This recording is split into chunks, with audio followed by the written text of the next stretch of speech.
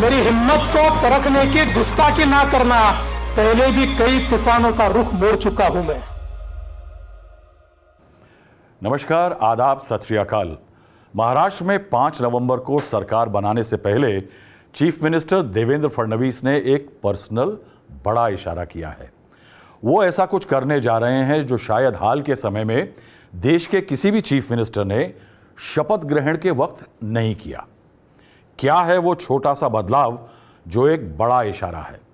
नमस्कार, आप जिस्ट के साथ हैं, मैं हूं राहुल श्रीवास्तव। देर आए दुरुस्त आए। महाराष्ट्र में चुनाव के नतीजे आए 23 नवंबर को।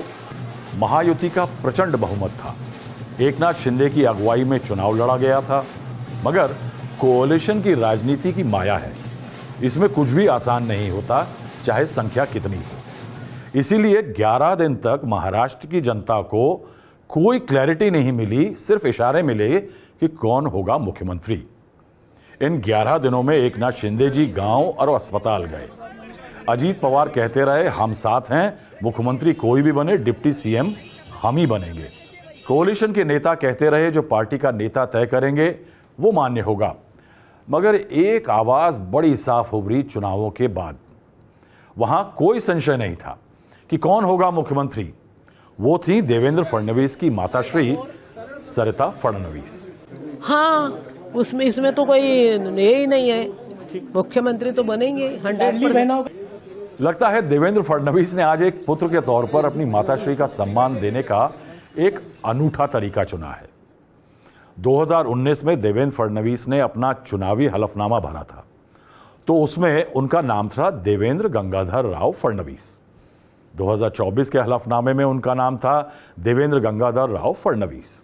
2019 में कुछ दिनों चली सरकार में मुख्यमंत्री के तौर पर उन्होंने नाम लिया था शपथ के समय देवेंद्र गंगाधर राव फडणवीस। मी देवेंद्र गंगाधरराव फडणवीस ईश्वर साक्ष शपथ घेतो की कायद्याद्वारे स्थापित झाले आहे। अब 22 जून में चीफ मिनिस्टर एकनाथ शिंदे के उप मुख्यमंत्री के तौर पर जब उन्होंने शपथ ली तो नाम लिया देवेंद्र गंगाधर राव फडणवीस।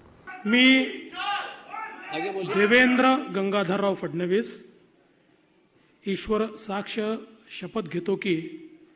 बुधवार को उन्होंने बतौर महायुति नेता एकनाथ शिंदे और अजीत पवार की मौजूदगी में सरकार बनाने का दावा राज्यपाल को पेश किया। गवर्नर साहब ने उन्हें सरकार बनाने का न्योता दिया। आनन फानन में शपथ ग्रहण समारोह के कार्ड छपे, ऐसे ही छपते हैं ज्यादातर। अब देखिए कार्ड में शपथ लेने वाले मुख्यमंत्री का नाम क्या है। देखिए, वो है देवेंद्र सरिता गंगाधर राव फडणवीस। यानी फडणवीस ने अपनी माता जी का नाम अपने नाम में जोड़ लिया है। बता दें, ये नाम आदि गवर्नर हाउस नहीं तय करता, ये चीफ मिनिस्टर डेजिग्नेट या उनकी पार्टी का काम होता है। तो ये देवेंद्र फडणवीस या बीजेपी की तरफ से ही हुआ होगा। अब बदलाव का एक कारण ये भी है कि सरकार दिखाना चाहती है मुख्यमंत्री बनने के तौर पे देवेंद्र फडणवीस कि वो कर रहे हैं जो कुछ समय पहले उनकी सरकार ने अमल में किया था। महाराष्ट्र सरकार ने एक राजनीतिक समझ दिखाते हुए महिलाओं के वोट खींचने के लिए एक फैसला लिया था इसी साल मार्च में, जिसके तहत ये मैंडेटरी कर दिया गया था कि मई 2024 के बाद जन्मे सभी बच्चों के नाम के साथ उनकी मां का नाम सभी सरकारी दस्तावेजों में जुड़ेगा। यानी आधार हुआ, पैन हुआ, बाकी जो भी कार्ड बनते हैं इलेक्शन वगैरह के सरकारी, उसमें मां का नाम बच्चे के नाम के साथ जुड़ेगा। इसी के चलते एकनाथ शिंदे जो तब मुख्यमंत्री थे, उन्होंने अपना नाम मुख्यमंत्री के दफ्तर के बाहर लगी जो नेम प्लेट होती है ना, उसको एकनाथ संभाजी शिंदे से एकनाथ गंगूभाई संभाजी शिंदे कर दिया था। क्यों? क्योंकि गंगूभाई शिंदे उनकी माताश्री का नाम है। अब फडणवीस का जन्म एक ब्राह्मण परिवार में हुआ था। पिता जनसंघ के और फिर बीजेपी के नेता रहे। महाराष्ट्र विधान परिषद के सदस्य रहे। जब देवेंद्र फडणवीस अपने टीन्स में थे, तब कैंसर से गंगाधर राव जी का देहांत हो गया। उनकी माता ने ही उनके जीवन को पटरी पर परिश्रम से रखे रखा। महाराष्ट्र में पिता का नाम लोग अपने नाम के साथ लगाते हैं, ये एक चलन है।